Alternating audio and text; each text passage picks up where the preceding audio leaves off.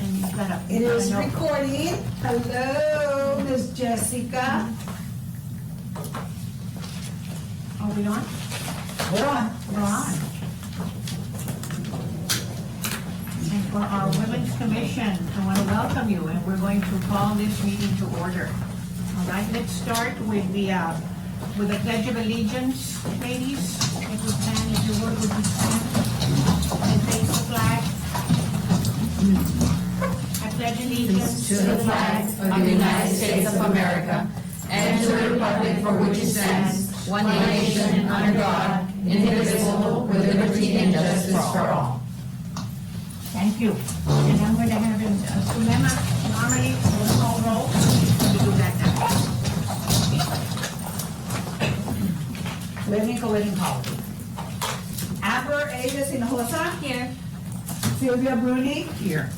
Miriam Castillo. Excuse. Absent.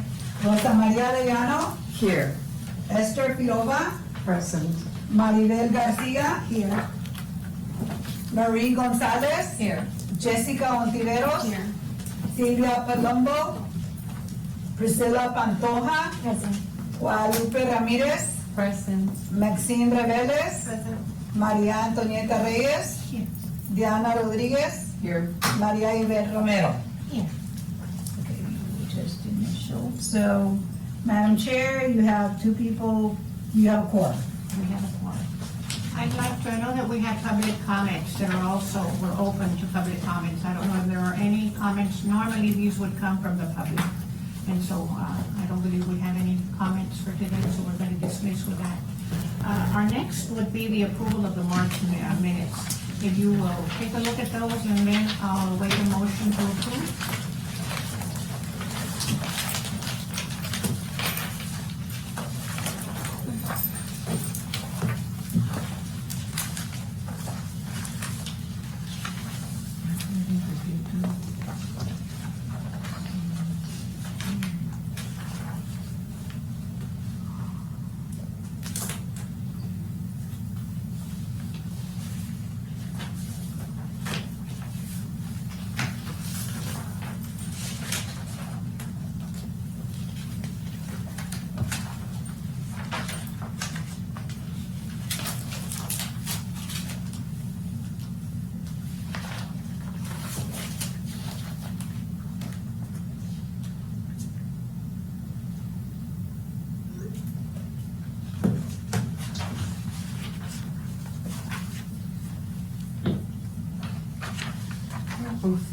Lupita motions, Lupita Ramirez motions to approve. I second. And, all right, and we have a second. And folks, before we go any further, I was asked to do something just so that we would all be aware. And that's why I was asking a little while ago if all of you had a copy of the ordinance. There was a change in the language governing the attendance and or the absence requirements for the commission. And so I'm going to read the little bit, the piece from the ordinance, just so that we're all aware. It's simply a reminder because there had been a change.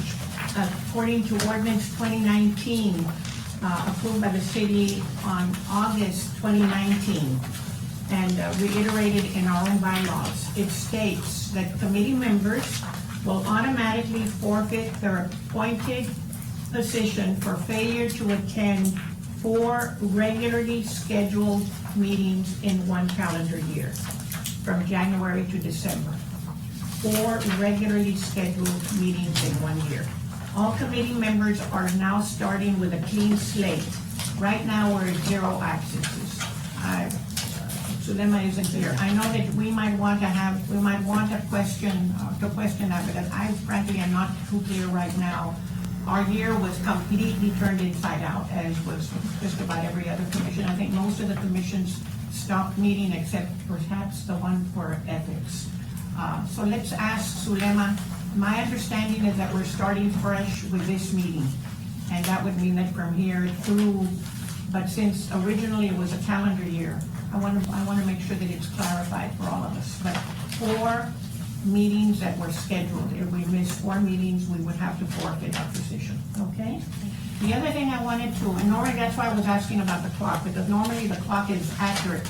We try very hard to keep our meetings to a month, to an hour. To an hour, we're busy, all of you are busy, all of us are busy, and so we try very hard to keep them to an hour. Sometimes if we know that we've got an item on the agenda that's gonna require a lot of discussion, then we might let you know, hey, next month it might be that we're gonna run more than an hour. But in respect of your time, we do try to maintain an hour schedule for the meetings, okay?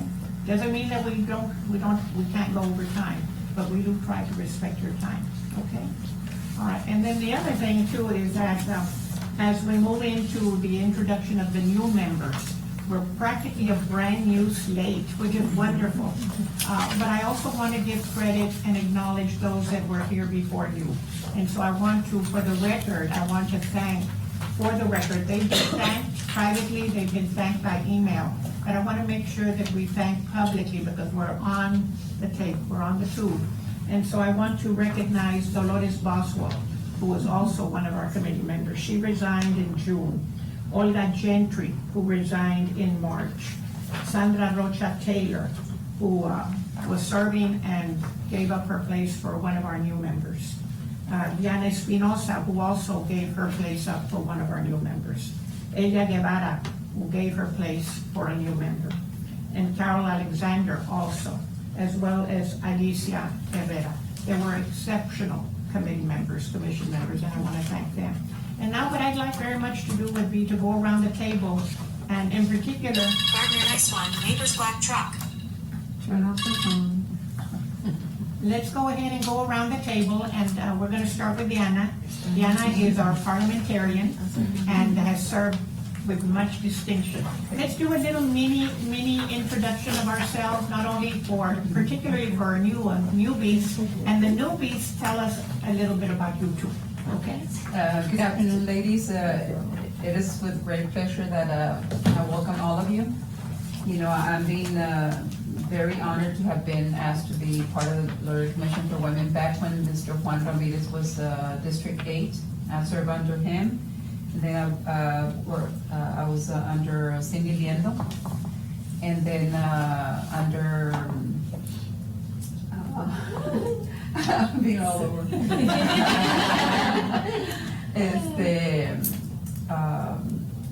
Right before Mr. Dr. Mate, Charlie San Miguel, and then when I was leaving. After Cindy Liendo, he approached me and he said, well, I'm already on my way out. And then he said, we were actually doing an event for the Voz de Niños, and with Tina Treviño. And he said, I told him, I'm more than welcome I'll help you unless there's a change in the bylaws. So that happened, and so I'm the oldest now, since some of the other ladies already decided to give positions to different people. I'm the oldest, I think, in the commission, aside from Sylvia that has been here since the very beginning. On and off. I've not been here for 30 years. But when it started, she was one of the original, which was Cecilia Moreno, Dr. Cecilia Moreno. And it's been really a pleasure. Aside from that, I was an educator for 40 years. I actually retired a year ago in May, after 40 years. And I'm very happy to say that aside from being a teacher, I was very blessed that the J.Z. Lineker Elementary School Library was named after me in 2018. Yeah. Wow. And aside from that, I'm with Laredo Commission. Actually, I'm with Habitat for Humanity and the board of directors. So we've had Women's Build, for all women build. I know that some of the other ladies have been there previously, from the commission. And they just love the work. You get to learn a lot, and it's just a blessing because that's what my parents taught us. To always give in return and make a difference in somebody else's life. And of course, with my babies. I had her son as one of my students. Come back. Yes, and I love it. I miss my students. So I did 40 years, and then with the pandemic and all that, I said, no, I think it's great. I'm ready, and I had 396 days. Oh my God.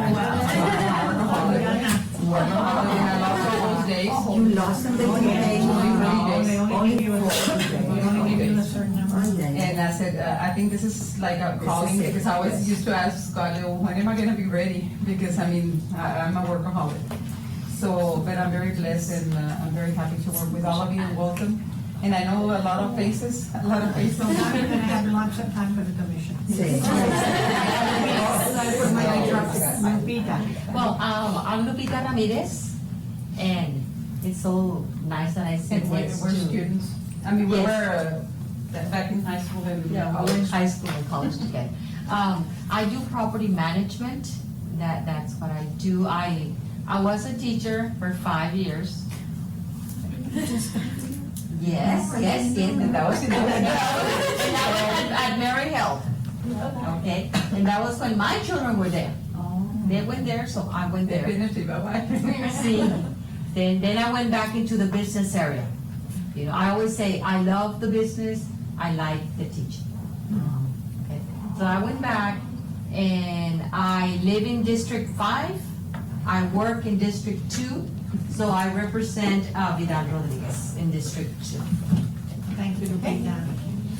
Priscilla. Good afternoon, my name is Priscilla Pantoja. Just in case my posters weren't big enough for you. And I was appointed by the Honorable Ruben Gutierrez Jr. It's an honor for me to be sitting at this table among women of your caliber.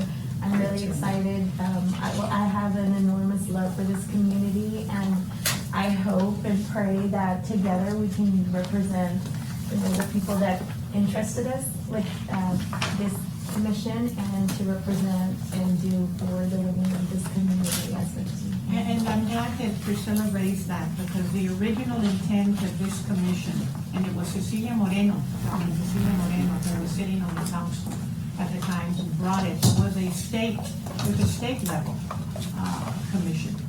But the intent was to give women the voice, because you know as well as I do that even today, women are often voiceless.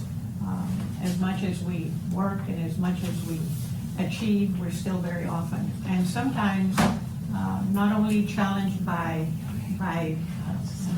male contingency, but oftentimes by our own. And so the idea behind the commission was to lift not only each other up, but to give the women of Laredo a voice. And so you will find that as we work toward we're going to revisit our action plan. The action plan gives voice to what you think needs to be advocated for. So I'm glad you brought that up, Priscilla. Okay. Hi, my name is Esther Cruz Fidova. I'm from Laredo. I've been with the commission for about, I would say, over 6 years. Juan Narvaez is the first one that appointed me, and then council member Albert Torres. What I do for a living, I was the, just so many things, but let me go back to my favorite. For 32 years, I was a public relations director and director of sales and marketing for Hilton Hotels and Holiday Inns. I trained staff on sales, did the market assignments, and traveled and made sure that the revenue was based on what it was projected and possibly over, but the numbers were my responsibility for the regions of the hotels. I love doing that. I did that for 32 years. But on the side, I had the Miss Laredo pageant. We did the Miss Laredo pageant for about 7 years, and that time, and I think to this day, Roy, we all do the surrounding cities, and we also crown them, give them a title, and they all go to compete for the Miss Texas. In addition to that, I had a modeling school. I had over 400 students. It was called Chanel School of Modeling. I did that as well. Then I got really serious and older, so I decided to kind of focus on my children. I have 4 boys and 1 girl. So I became a basketball coach for the boys. I did volleyball, and to this day I referee volleyball through college and high school officiating. Been doing it for 34 years, and I think I'm going to go 1 more year. And then now I'm an insurance broker. I have my company, been doing that for 12 years. So any insurance needs, by all means, I'm here for you. We are so excited to have new people in the group, and it's amazing. And thank you and welcome everybody. Thank you, Marie. Well, my name is Marie Gonzalez, and I'm native Laredoan. We just moved back. We've been back. Let me go back. My extensive years in banking. So I was 15 years at IBC and another 15 years as district manager at Wells Fargo. so at Lower Valley and towards the Brownsville area. Then we moved back to Laredo, native Laredoan, and so retired from banking, and we bought a franchise. So the franchise that I work for is National, which is credit repair. I'm a credit consultant. I've been doing that for about, like I would say, 9 years.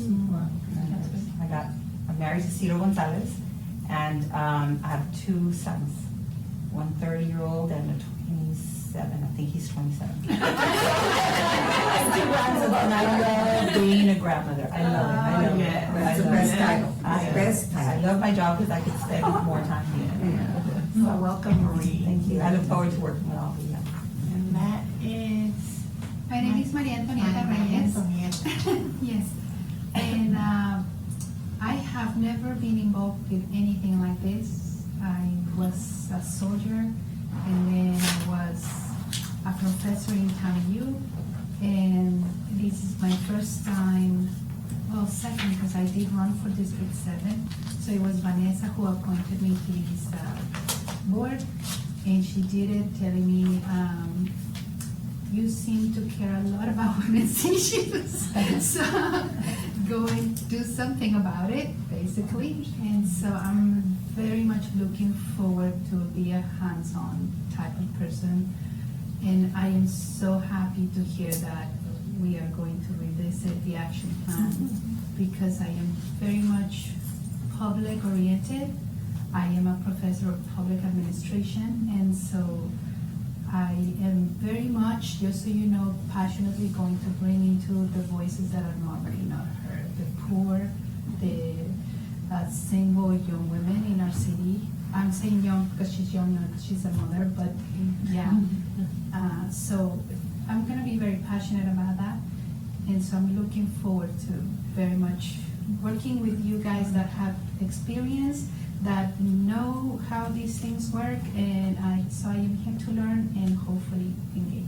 Maria Antonieta, were you not in a seminar I was in the women's. Yes, I knew I recognized you, and you spoke beautifully that day. I'm very, very glad to see that you're part of this group. Just so you guys know, I did send some Facebook invites to to some of you, in case you got it and you thought, oh, I don't know who this weird girl is. It was me. I was trying to get an idea of who you guys were before we got Well, send it again. Now we know it's you. Very good. All right, thank you. And our. Hi, good afternoon. My name is Jessica Ontiveros, and in a month I'll be Jessica Villarreal. I'm gonna get married. Yes, my husband is a doctor. He just graduated from St. Mary's. Not St. Mary's. Incarnate Word in San Antonio, and he just got not confusing Yes. I actually wanted to go to St. Mary's for law school. Yes, that was one of my goals back in many years ago. So yes, he got residency here in Laredo, so we're gonna be stationed here until he opens his private.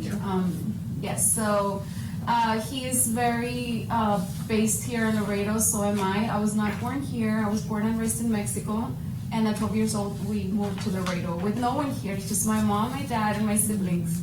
So we started from the bottom, from scratch, and so I am looking forward to this committee. I called Mr. Mercurio Martinez, I don't know how many times. I was like, you have a vacancy, and I was already part of the transit committee, the paratransit committee. And I did that for a year and a half, but I got pregnant, so I had to.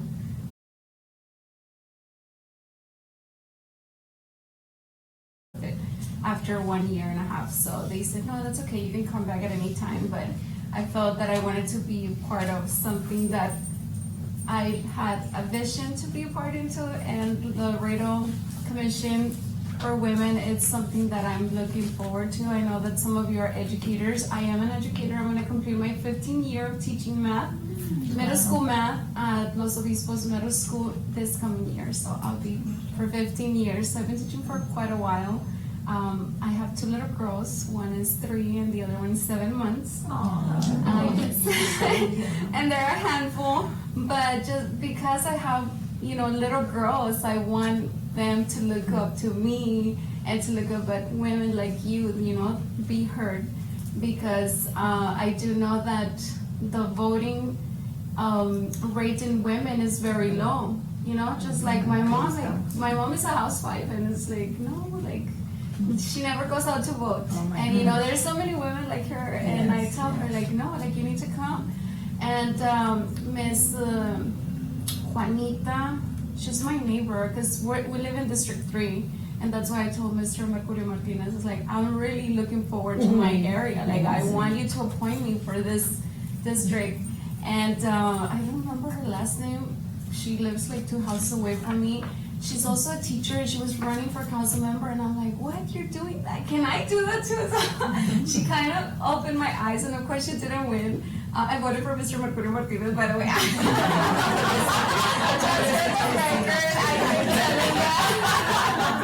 I did tell her that. So I said, okay, you're gonna be part of it. No, but I said, you know what? I envision myself doing something like that in, maybe 10, 15 years from today, not right now, of course, because my focus is on my little ones, but I do want to set my foot into something like this, and I am very privileged, to be appointed and to be part of this, and I'm really, really looking forward to. I know Miss we took a class together with Dr. Gartu. Oh, okay. Yes. No wonder you're for a master's program. Yes, well, I was somebody PhD. Yes, I do remember that. We're gonna get to know each other better and better. Yeah, so thank you, everyone. Thank you. All right. Hello, my name is Maribel Garcia, and I was first appointed by Charlie San Miguel, and then Dr. Marte. So it's been very interesting, and what I do a little bit of everything. There really was no coping for me. I was overwhelmed with work, and still am. I'll be here temporarily while the doctor gets another appointee. I feel that I need something, because of what I do, businesses. I do deal with a lot of businesses here in Laredo. I help them. I do their licensing, TABC, to get their Texas alcohol and beverage license, city permits, anything that has to do with starting their business. And not only that, after they get everything, I do their books, taxes, and get them ready for income tax season. So right now it's just, I do certificate of filing. I'm registered with the IRS, with the Secretary of State, and I do see the needs or what businesses go through. So that's practically what I do, which is a lot. And I have 2 daughters, a 33-year-old, she's gonna be 34, and the youngest one is gonna be 23. And I'm still not a grandmother.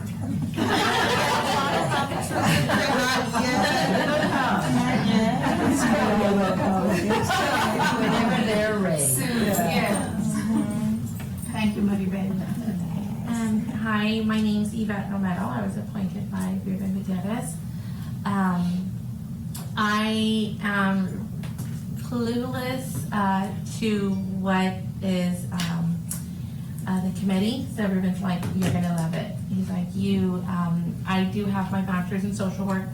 So at that time, I did work with CPS, so I did get to see and work with the community. But at the time, I was expecting my second child, so I did go into teaching. So that kind of brought me back into my house.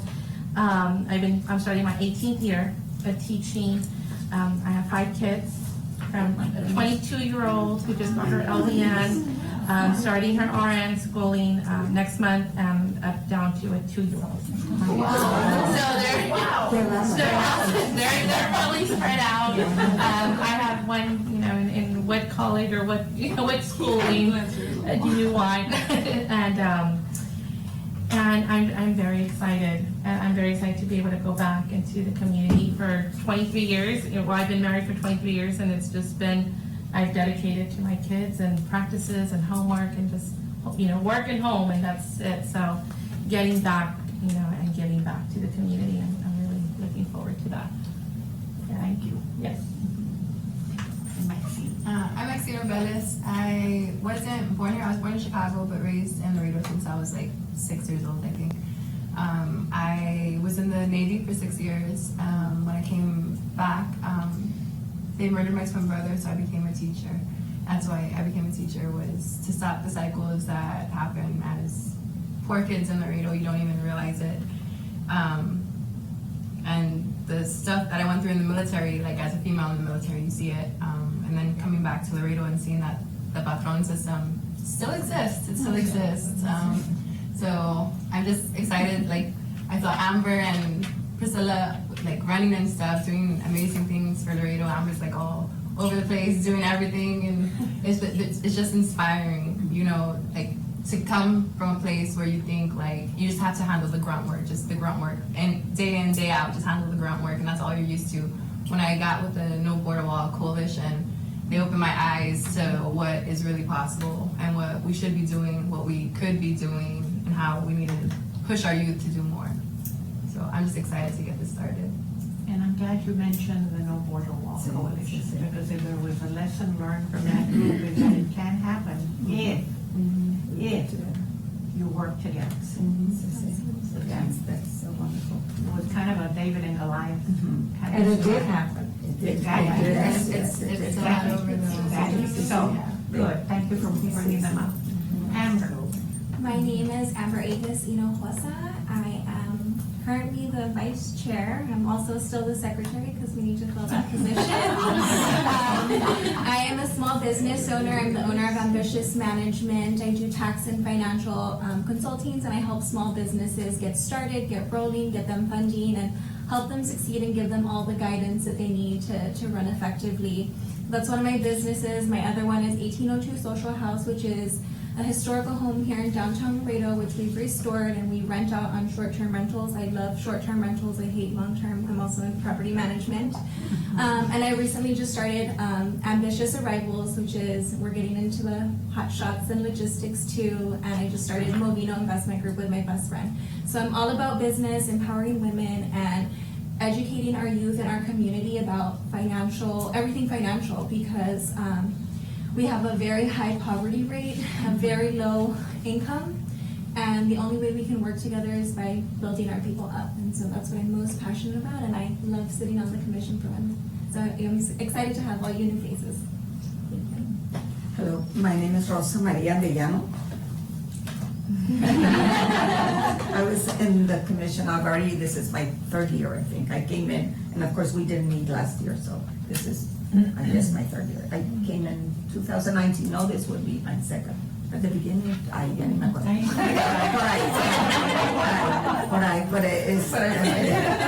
But I've been an educator all my life, it seems. I love teaching.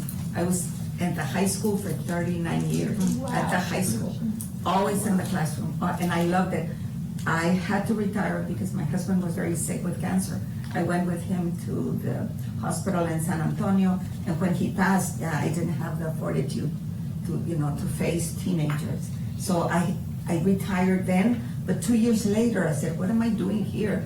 I used to teach at NEU, so I went and, can I teach the 1 or 2 classes that I used? Well, we only hire those that are getting a doctorate. I said, pues que me vale, I take the doctorate. So that's when you met me. I was taking a PhD, I passed all my GRE and did all my coursework, passed everything, and passed my oral, my written, and I was about to my thesis, and then my hip gave out. Also, I turned 70. So I said, I think it's a sign from God. Yeah. I taught 10 years at the university. So that's 39 and 10, that's 49 years.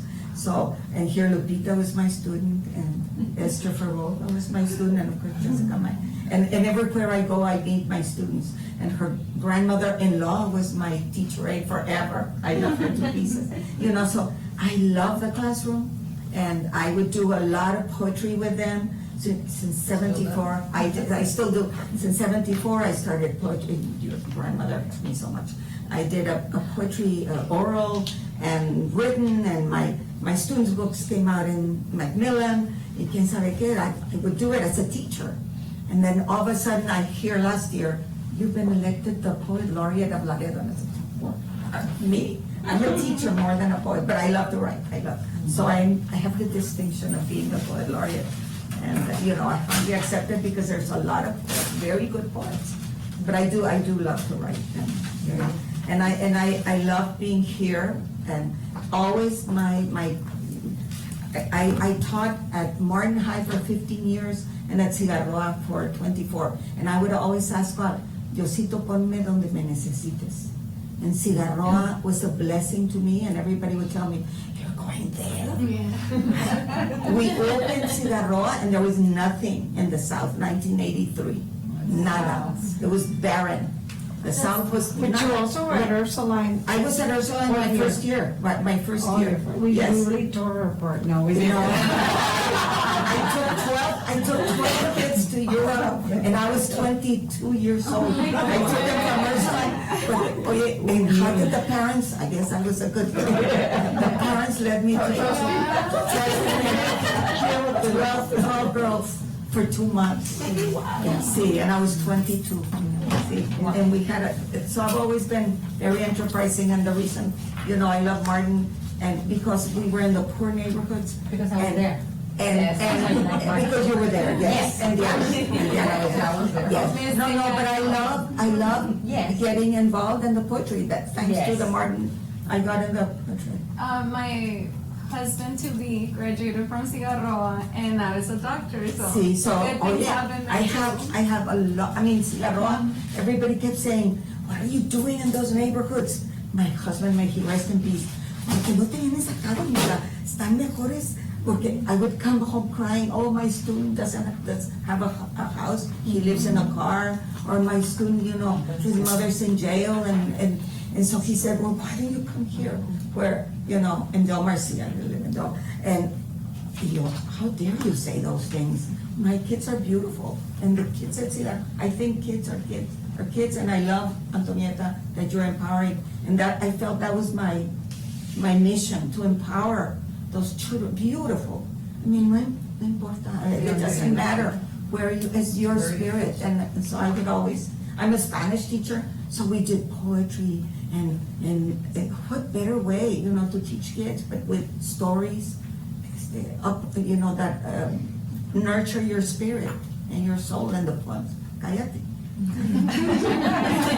So thank you. But she's raising a point too, that's, again, when we talk about the needs of a community like ours, years ago I dated a Princeton graduate, and it was his mission to recruit for Princeton. And there was a year, the average success rate of any community who was trying to get young students into Princeton, I remember, was about 17%. In other words, the national average was 17% of those who applied got in. That year, Laredo students who applied to Princeton broke the 50%. Wow. And all it tells us, if we didn't already know, is that our children are just as capable as any other. It's the opportunities that they're lacking that sometimes hold them back. So you need to understand that. If you understand high expectations, you know that we have a responsibility. We have about 25 minutes before we hit the magic. It's your turn. I'm coming to me. Sylvia Bruni, we talk about teachers. And again, I say don't do the math because it'll tell you how old I am. I was the very, very first senior English teacher for United ISD. When United had one high school, the Swiss Cheese School, that was built as an underground bomb shelter, for those of you young ones who don't know that. It was the 60s, Russia had just thrown Sputnik into the air, and we were terrified of atomic bombs. United High School was built as an underground bomb shelter. You'd walk in, and there were shower heads waiting for you in case there was a bomb and you had to be decontaminated. It was a bomb shelter. And That's United Middle School right now. It is now United Middle. And in 1964, when I started teaching, I took the very first senior class. In that first year, there were less than 400 children in all of United ISD. When they celebrated their 50th about 5 or 6 or 7 years ago, it had already topped 50,000. It defined me. Teaching defined me. I went on to do some university work. college work, retired after 40 years in public education, and then I did nonprofit work with the Imaginarium, with the Children's Advocacy Center. I've had a wonderful, wonderful career. But this became, and we're gonna talk more about this later, you're going to have homework today, so that between now and when we meet again in July, you will have not only looked at the action plan, and we're gonna talk about that in a minute, but that's been my focus for many years now, has been, get out the vote. Because we should have a conversation about that sometime, about the status of Laredo when it comes, you know, folks say that Texas is a red state, and others say, no, it's not, it's a non-voting state. And Webb County and South Texas are pretty much the winners when it comes to that. But we'll talk more about that later, okay? Right, so that's who I am, educator for many years, nonprofit for a number of years, 10, 12, 13 years, and a community advocate. I love everything that I do pretty much is influenced by my children. I will tell you, I got involved, I'm now the Democratic Party chair, something I swore I would never, ever, ever do. But I did that, quite frankly, for one primary reason. When Sandy Hook happened, ladies, Sandy Hook tore me apart. I still can't think about it. We talk about grandchildren, Marie. My grandchildren go to some of the best public schools in Laredo, and when you walk into any of our public schools right now, you're going to see a poster bigger than that one by the reception. It's telling children and folks in the room what to do if there's an active shooter in the halls. An active shooter. And I think that is criminal, that we've allowed that to happen. The only way you're gonna change that is by voting. And so that's why we're very involved in the vote. So anyway, but we'll talk some more about that later. Before we go on too much further, I don't know if you already touched on this, Sylvia. On your agenda, right below the agenda, there is the commission's vision and mission and purpose, okay? The purpose, okay? And every action that this commission takes needs to focus on that. Thank you, and I'm glad you reminded us, because quite frankly, every time I opened the meetings prior to this one, I would always begin by reminding us of what is the purpose of the commission. To promote equality in legal, social, political, economic, healthcare, and educational opportunity and advancement for all women throughout the city of Laredo, okay?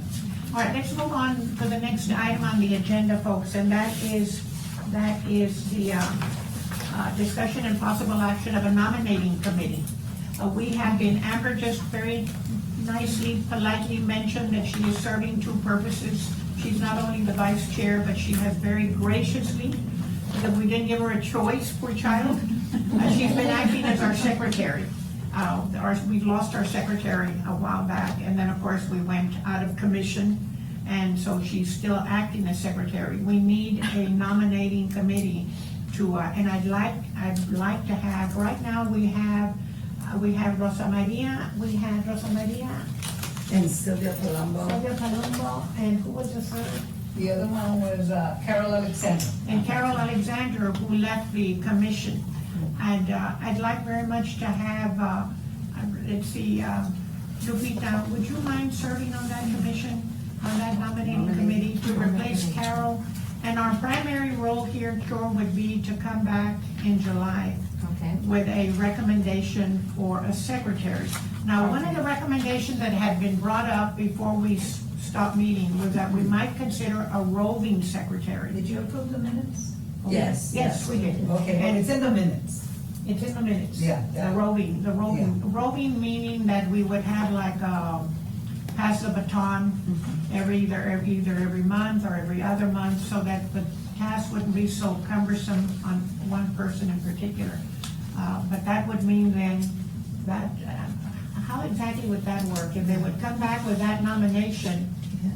Oh, well, if they come back with a nomination and it's rotating, then What's what's the point the in use of nominating? That's my point, so that if the committee were to come back in July with a nomination of an individual, that's one thing. That's Or ready to take the decision. Or if they would come back with a recommendation that we consider a roving And let me, Okay, let's have Selena. Yeah, co-secretaries. let me clarify something, because again, I just brought you the minutes, the bylaws. This is only gonna be until August, because in September, we elect the new board, okay? So it's gonna be July, That's 2 months. August, and basically according to the bylaws, the board runs from October the 1st to September. Let me look at it real quick. It is, on the page that I gave you, on the bylaws that I gave you, it says commission officers. Serves from October the 1st. Okay, from October the 1st to September the 30th, okay? So whoever is, it's on Article 5, commission officers. So basically, so this board right now expires on September the 30th. So whoever is nominated and elected to be the secretary is gonna be just for a short term, Just 3 months. to fill in as a vacancy, okay? So I just wanted to So clarify. that would mean then that if Lupita and Sylvia and Rosa Maria nominate, come back in July, you would be nominating a candidate, a nominee that would serve for 3 months. July, August, and September. Correct. I had a very good, but that. Well, but Yeah. that can serve maybe for Right, next for year, next because year. right now you're only looking Yeah. at 3 months. Would you agree, Lupita, to serve? Yes, I'll agree. So then we'll consider that an agenda item for action for July, okay? All right, the next item on the agenda, ladies, is, agenda item number 8, and it's the action plan. Will you find it, I know it's in your packet. And for the new members, it's under handouts. New members, it's under handouts. Our returning members, it's in the packet. It's in the last paper thing.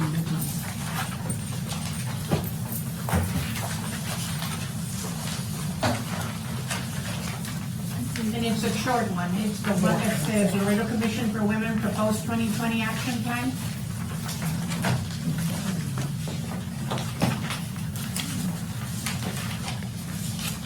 Is this one correct, Sienna? That's it, that's what, It just has 4 bullets, it looks like this. Okay. Did you all find it? No, it's really behind that. It's almost second to the last page. Oh, okay. It's almost the second to the last page of your packet. Okay. Let me give you a little recap for those of you who are new and for those of us who have been gone for a little while who might have forgotten. We actually had, to begin with, some history. The basis behind the action plan is, if you keep in mind the mission of the commission, to advocate for issues that are of importance and to give women a voice, but to advocate for issues that are particularly important and high priority for our community, okay? So with that as a background, the action plan that we had agreed on and that was actually presented to the council and approved was going relatively well, considering that it was approved, I believe, in October. And by January, you will notice that one of our big issues was women voter awareness. And we felt that in order to make women aware or to inform women, you're literally having to inform the whole community. And so we had in January, it was January the 4th, we had a very, very successful kickoff. We inaugurated the campaign with a very, very largely attended luncheon. It was hosted by IBC, and it was basically nonpartisan, get out the vote. And so we were ready to go. This was January. We had started to do some voter registrations, and then COVID hit. And we basically went underground, and so it stopped. But it is something that I'm going to urge you before we come back again in July. I don't remember now if we vote by majority or if we agree by consensus. I don't know if that's in the rules, but when we come back in July, we're going to have a discussion. This will probably be at the top of the agenda for us. because it's by September that we need to be ready to present for the new year. But I would urge you to study the data, folks, ladies. Laredo, Webb County, South Texas has perennially, generationally, year after year, has been very low in the vote. And it's something that if we're concerned about what is good for this community and what is good is decided by the legislative body, then we need to do something.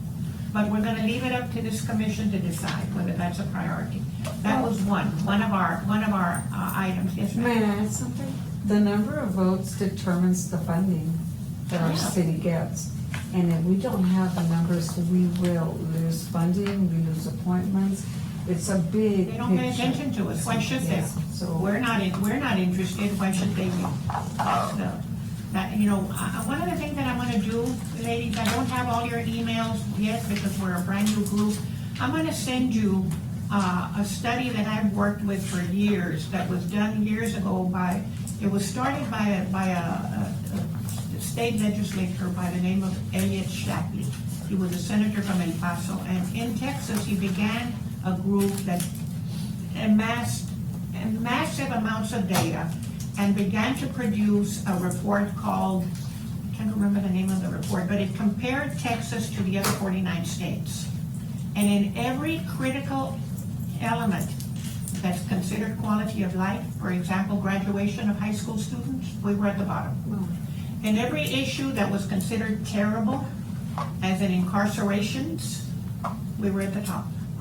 Texas is perennial, and we still fall horribly low when it came to medical coverage, when it came to poverty, when it came to the child care. It's horrendous indictment of Texas. Pero ¿quién nos manda? We're the ones that send them.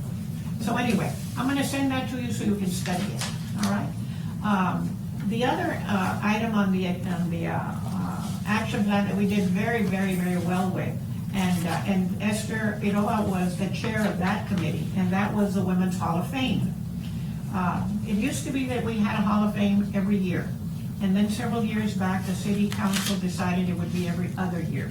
So we had ours in 2020, the next one will be 2022. In your packet, before we ended our meetings, we had already received from the committee two very significant pieces that were related to the committee and to the work, and you have them in your package. One of them is the nomination. The nomination for women that are going to be considered, and the other was the criteria for the nomination. Let me clarify that. Those are two nomination forms in different formats. One of the things that the committee worked on last year was a learning process when they worked on the 2020 women, the Hall of Fame, was that the nominating process was very cumbersome, and it was, we were getting very different packets look differently, they focus on different things. So there was a consensus that the nomination form itself needed to be more condensed and much more precise, okay? So if you look at both of them, they're both nomination forms. What the committee has to decide is which one is going to be more user-friendly, okay? And be more concise and easier to understand by those people nominating candidates. Because it was very challenging last year.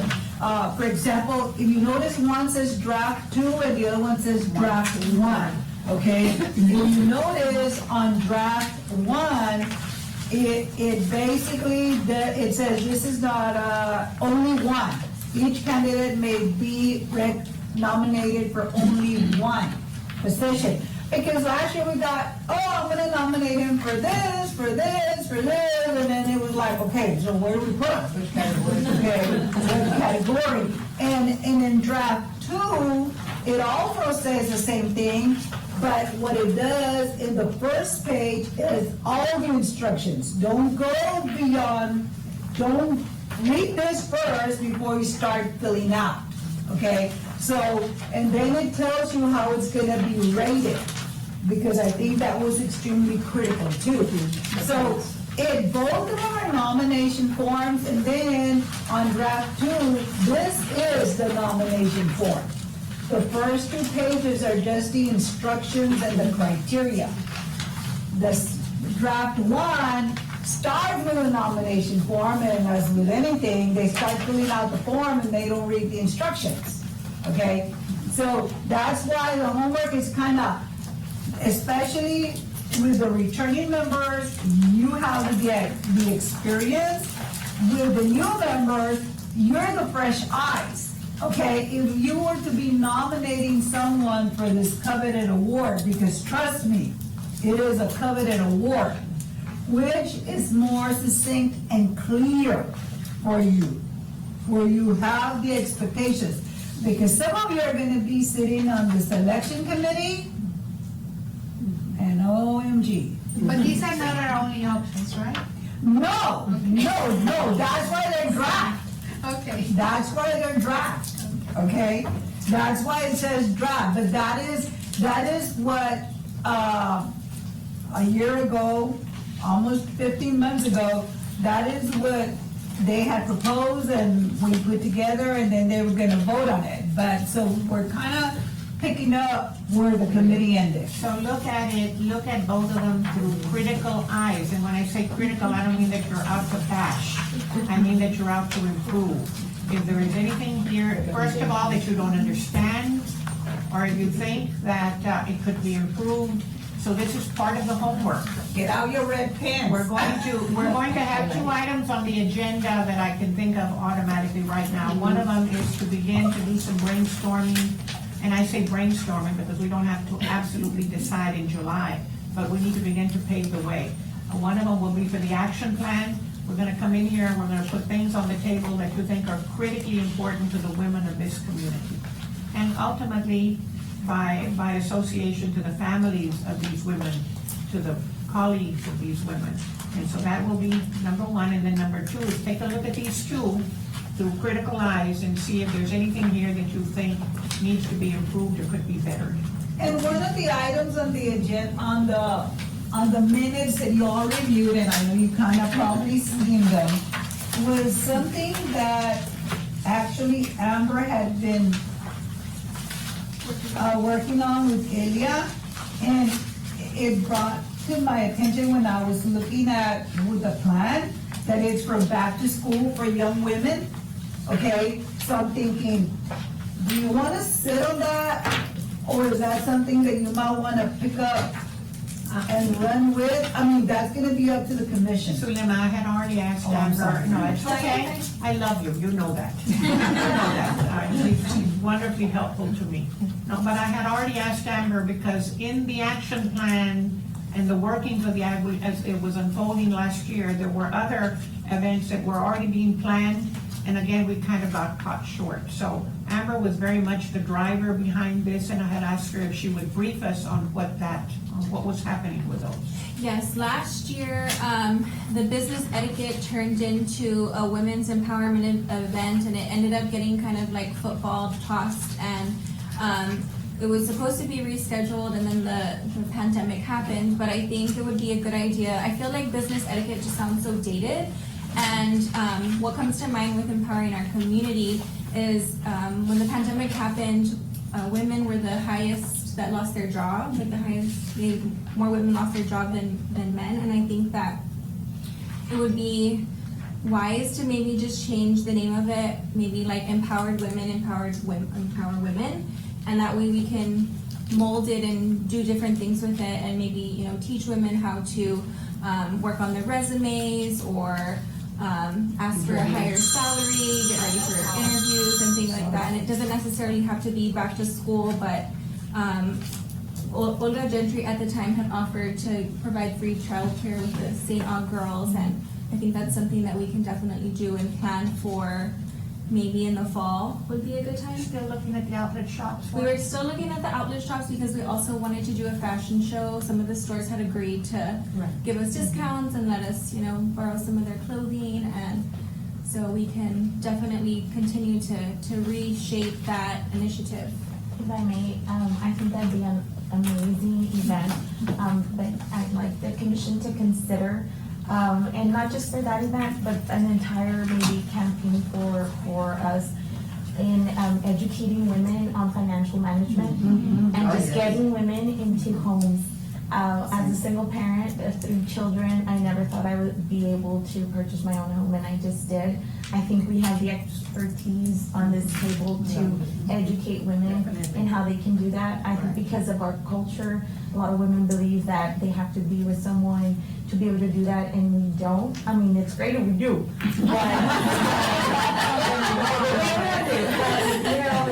it's just, it really, I've seen my children just flourish. If they see life in a whole new perspective, and they see me a whole lot different. And I think that if we can educate more women in our community and help them, attain that, Some of us, Priscilla, come out of a generation where we couldn't even get a loan on our own. You had to get a co-signer by a man. Right. And so, yes. I think a lot of times women, we just need somebody to hold our hand and just guide us, and it just helps when it's another woman doing it. I'm super involved, I'm educated, but still, I never thought that I'd be able to do it on my own, and I had amazing women in my life that came to me and showed me the way, and so So we after can a definitely while. expand on the agenda. Yes. All right. Especially now with all the stimulus coming in, the income tax, all that, I think it's important to just let women know there's a way, but, you need to be educated on how you're gonna manage your finances to be able to maintain your home and just. And with that said, excuse me, Priscilla, but there's a lot of women that don't know that they do qualify. Right. All they need is a little bit of credit education. They think that because they've never had credit, they don't even know how to start. How to start. Right. And because that's your work. You'd be a wonderful asset to the committee as Priscilla would. And anyone else, remember that here, you don't have to wait, don't wait to be asked. That's right. Don't wait to be asked. When you go out looking for your council member, because you want to be a part of it, don't wait to be asked. If you think this is something that you all could help with, please let Amber know so that we can begin to. And so we're thinking about having it when, In the fall, I Okay. guess in the fall would be a good time. so let's, Also about the credit, because a lot of let's say the seniors or the girls, all of the girls, because we're talking about women that are in college or at the university, they don't even know how to start credit on their own, how to apply for a little loan at the store that gives them $200, but they need to understand to value it. Because they have no idea what a credit score is until they find out that they're in the dumps. That they say, oh, does it matter? Then, so we need to educate them to start small, but value that and take care of it, because that's gonna get you into the house. And investing, I know, Amber, I have to tell you, you did a workshop with Mile One, it was amazing, it was very informative, very educational. I had my daughter watch it over and over again. But we are the link between this community and our local government, and I think that would be one of the best things we can give women back. So I think starting young Right. would help. so you have a pretty good idea of what's ahead of us, okay? Anything else, Amber? No?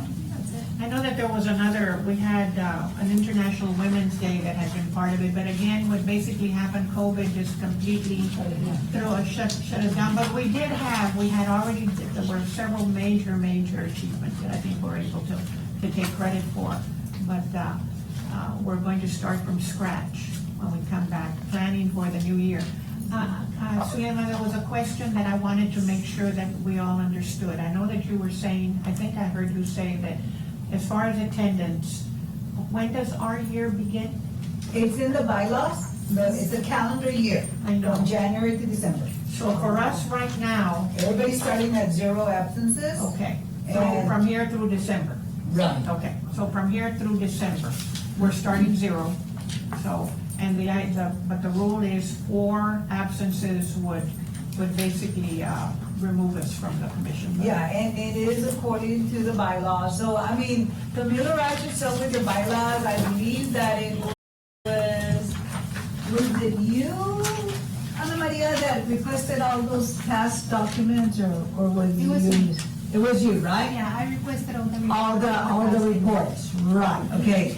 So be very familiar with that ordinance, because it drives everything that we do. It drives the women of the Hall of Fame, okay? They restrict us to the categories that we're supposed to have, and they even did the rubrics for how it's gonna be rated, so that is legal. That is according to the ordinance. So when, keep that in mind as you're reviewing the application, because that ordinance is what drives this commission. So, Sylvia, so on the empower women, like getting the credit and all that, which I think is a wonderful idea, can we aim like for October? Yeah. Then we get a, we need to get a fall. Okay, so it would technically still be within our year. Yes. Within our year, correct? Oh, well, okay, hold on. I think we're confusing stuff, okay? The executive board is from October the 1st to September the 30th. The activities are year-round, okay? And just because you plan an activity under this current board, like you plan an activity for December, it doesn't mean that the new board is gonna axe it just because the executive board passed board initiated it. No, I mean, it doesn't stop. The leadership changes, but the activities shouldn't change. Because the city council votes for that and approves it, correct? Right. But to clarify again, the action plan that we need to submit to council needs to be submitted when? October, Well, September? the action plan, and again, because it's starting fresh, okay? So, because the action plan that we last presented to the council was for 2020, they haven't asked for one, but I think that out of courtesy, just so they can know that you are back active, we can try to get on the agenda to present a new action plan. But for practical working purposes for us, when should that be? There's no set date. No set date, okay. Because I was under the impression, I was thinking that we needed to have finalized it in September so that it could be presented for October. I mean, and if you're ready to present at the September meeting, go for it, okay? I can give you a schedule of all the council meetings. So that means that let's shoot for the July meeting, and it'll be on the agenda, but let's shoot for the July meeting to do some very solid, serious brainstorming on what we would like to see evolve into the 2022.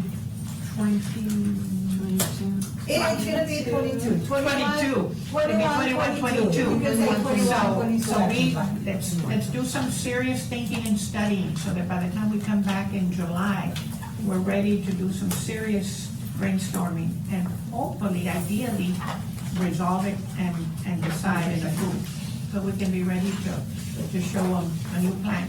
But in the meantime, we're working on October for the women's, what are we gonna call it? Empowering, okay? Empowering. Folks, anything else, new business, anything else you'd like to bring up? No new business. Toma? It's not on the. Toma? It's not? No. Make a motion, we adjourn. Even though it's not on the. I'd like to make a motion that we To adjourn. adjourn. It's been moved by who? Esther. Esther just second, and seconded by Lupita. All in favor? Aye. Aye, and we did 6:30. Thank you so much, ladies. You all have my telephone number. You have my telephone number.